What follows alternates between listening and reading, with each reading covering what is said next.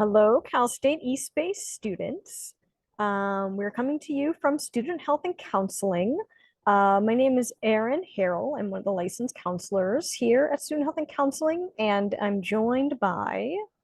Michele Adkins. I'm one of the associate counselors in student health and counseling. And we just wanted to talk with you a little bit about what to expect from counseling, from your first counseling session, and some hints and tips to know to help you maybe feel more prepared if this is your first time seeking counseling. So a counseling session is similar to other doctor related appointments, but it also has some very important differences.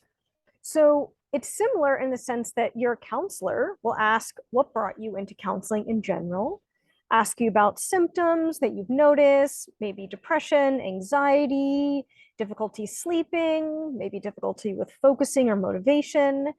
And then they'll ask you about other areas of your life that may be impacted by what you are experiencing. So, is this impacting relationships, school, work, or your ability to generally take care of your needs? And your counselor may then ask further about aspects of your personal history to get a little bit more context for the concerns that you're bringing in. Now, after this is where it becomes a little different. Generally, in the first session, we'll talk to you about informed consent. And this is offering you an opportunity to kind of understand our legal and ethical responsibility to you as your counselor. We'll remind you that everything that we talk about is held in strict confidentiality and that we'll only break confidentiality to the least extent necessary in the event that you will harm yourself or others or learning about suspected child or elder abuse. And it's to support safety.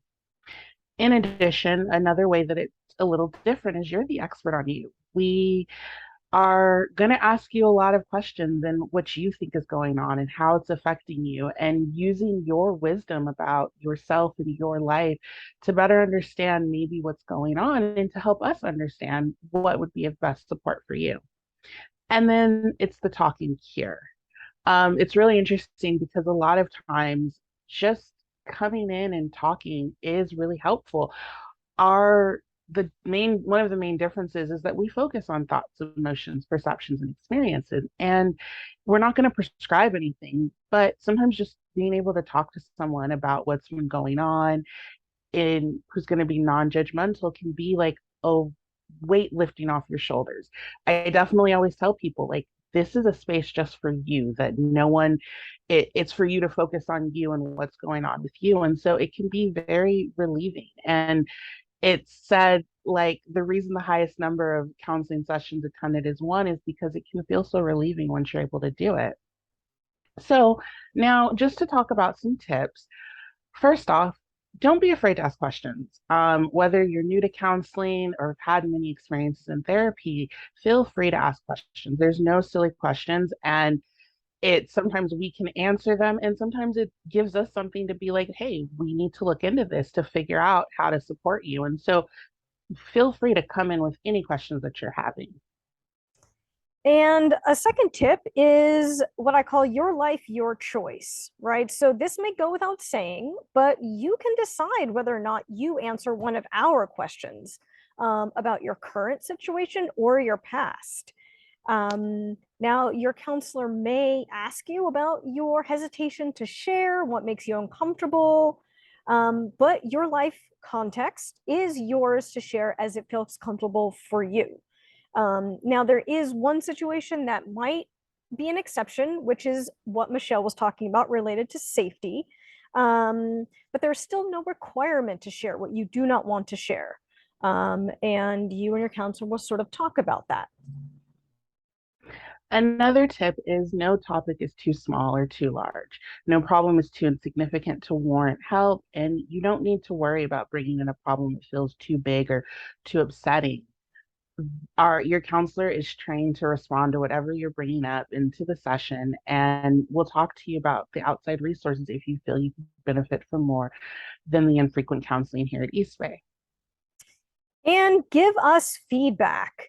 It can be difficult to share your frustrations, disappointments in a therapy context. But you're a counselor, and we want to know how you're experiencing counseling, how you're experiencing us as helpers for you.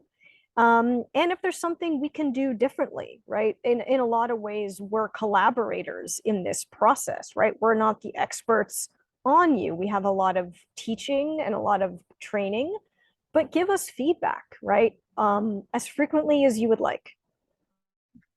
And finally, keep an open mind, especially if you're new to therapy or even if you're not new.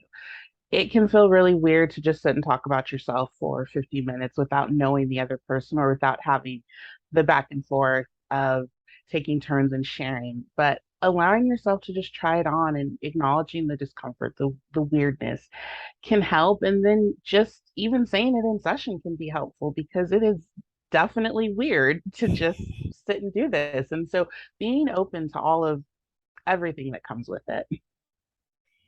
Yeah. So we just wanted to give you a few hints and tips, just to kind of give you some tools before entering your first counseling session. Um, and so that you don't feel like you're approaching it too much in the dark. So please come see us for any personal concern. Let us help you succeed and thrive here at East Bay. Thanks, Cal State East Bay students. Thank you.